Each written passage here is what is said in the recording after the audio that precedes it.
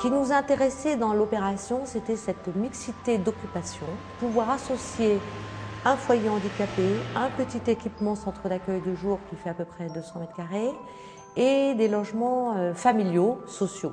Le partenariat avec le logement français nous permet aujourd'hui de proposer 15 nouveaux logements et donc d'accueillir 15 nouveaux résidents ou nouveaux, parce qu'effectivement des gens on a des demandes extérieures ou des gens qui étaient en service d'accompagnement et qui ont besoin d'un soutien.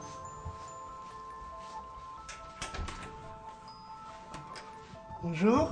Bonjour, on peut entrer? Oui, allez-y. On est rentré le 8 février. Ça fait 3 mois qu'on habite ici. Et alors? Pas bien, je suis content. Ici, j'ai mis Internet, j'ai le téléphone qui marche, tout, la télé. Je suis bien, je peux prendre mon temps. Les programmes que je veux, je peux les regarder maintenant, ça c'est bien. Au début, on a eu du mal à se mettre dans l'appartement parce qu'il n'y avait rien du tout, il n'y avait pas de meubles, ça faisait vide.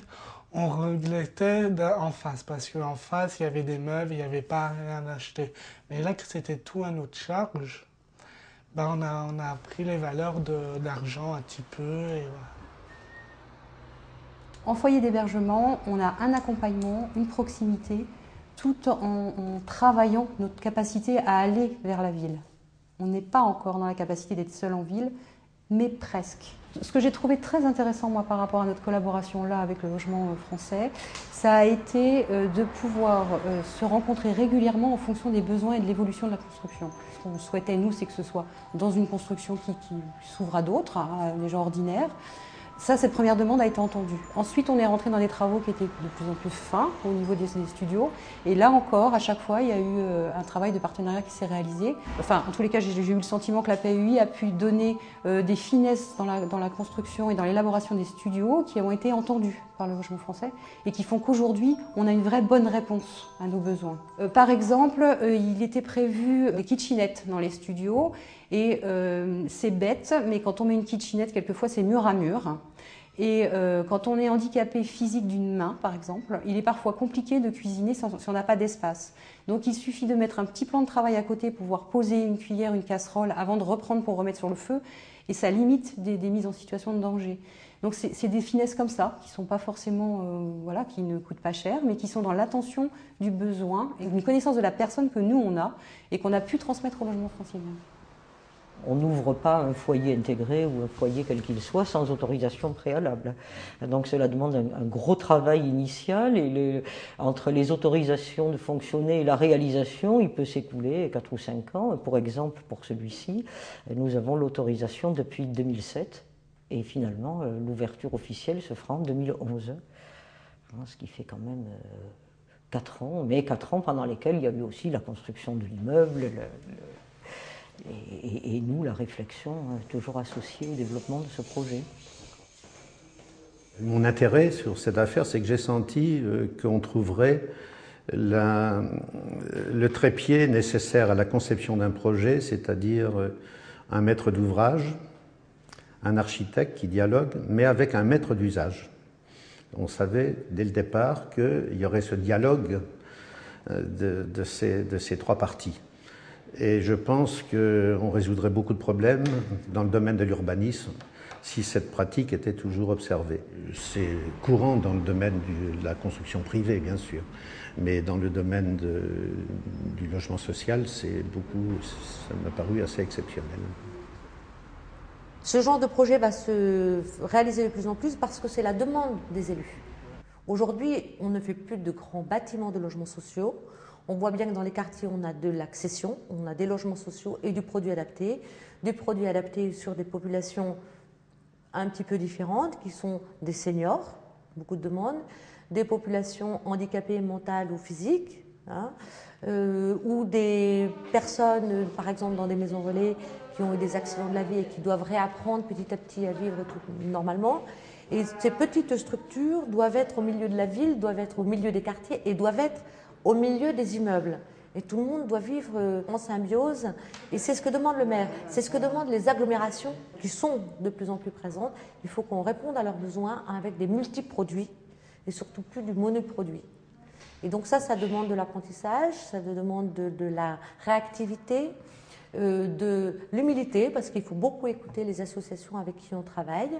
Et il faut être assez réactif parce que c'est des projets qui sont longs, mais ils ne peuvent pas être trop longs non plus. Donc il faut aussi il faut beaucoup de volonté pour arriver à les sortir, c'est vrai.